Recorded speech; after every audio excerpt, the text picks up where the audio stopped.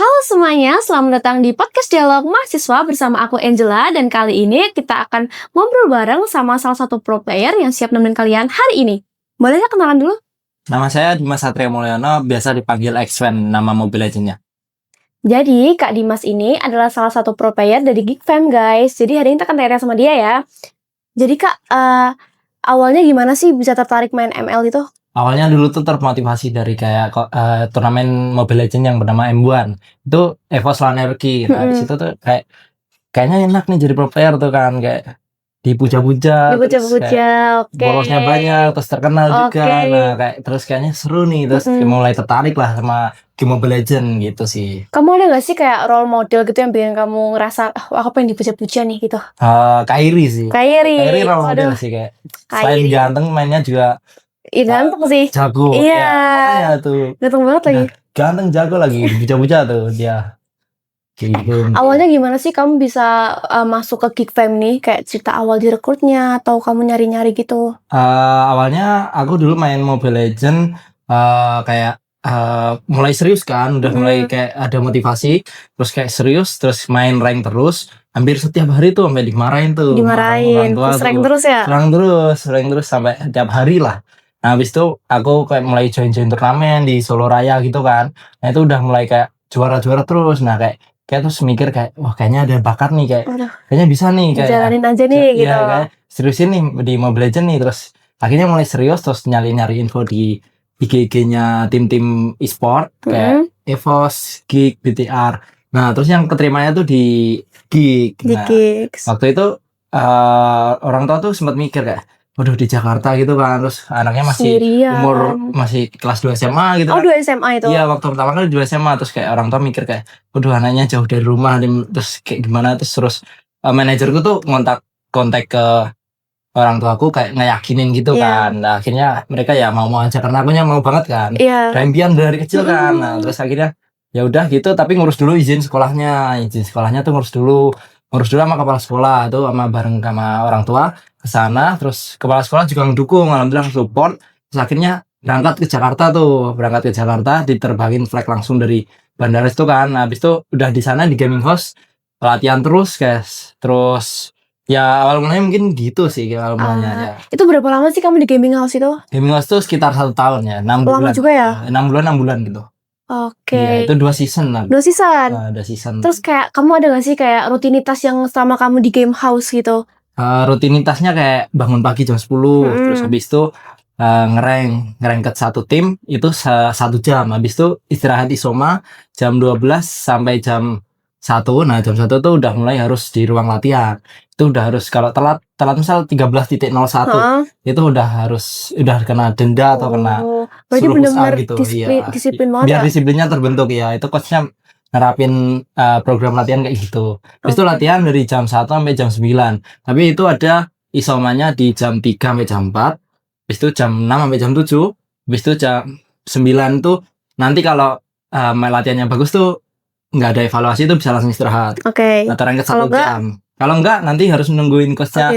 Coachnya ngomel-ngomel dulu kalau misalnya mainnya jelek kan ya, itu disuruh ulang nggak, tapi suruh main lagi tapi gitu. Nanti ke pressure, misal kamu mainnya kok hari ini kok jelek banget gitu kan. Kenapa? Iya sih, tekanan banget ya. Itu kena pressure juga tuh, kayak temennya mainnya bagus, terus kita mainnya saya kayak aku mainnya kurang bagus lah hari ini, terus kayak kena pressure, kenapa ya main gue jelek hari ini. Berarti kamu pernah ada di masa-masa yang ngedown gitu ya? Pernah, kayak itu kena udah mental iya, gitu. itu udah waktu season 8 tuh kalah terus tuh. Tapi gimana sih cara kamu buat nge-push up itu lagi? Ya akhirnya kayak balik lagi, kayak ada yang dikejar kan udah impian dari kecil, kayak udah harus komit lah. Ini udah yang pengen dari kecil, akhirnya aku mulai kayak semangat lagi, mulai comeback lagi lah. Terus season 9-nya alhamdulillahnya tuh bisa juara. Ya. Gimana itu? Itu kayak awalnya tuh aku udah ngerasa ini tim bakal kuat banget nih. Pemainnya tuh udah pada klop, terus chemistry-nya udah kuat. Nah, aku udah ngerasa di sini tuh kayaknya, wah ini nih saatnya nih, kayaknya ini bisa juara nih. Akhirnya terbukti di playoff-nya tuh lawan BTR itu kalah sama kita. Terus habis itu di final ketemu RRQ yang terkenal, fanbase-nya terkenal sendiri di menang ya. Iya. Itu aku jujur agak gemeteran ya di main di final. Juara berapa? Kalau juaranya 100 juta, itu juara 1. Gila guys. Iya tuh. Banyak duit nih.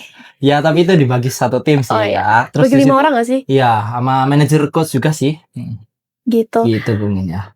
Benar-benar gila sih ya kamu umur segini udah Iya, dapat itu udah 100 bangga banget tuh, juta, udah bangga banget. gini terus bisa dapat juara 1 tuh udah bangga banget itu. Orang tua juga bangga, alhamdulillah.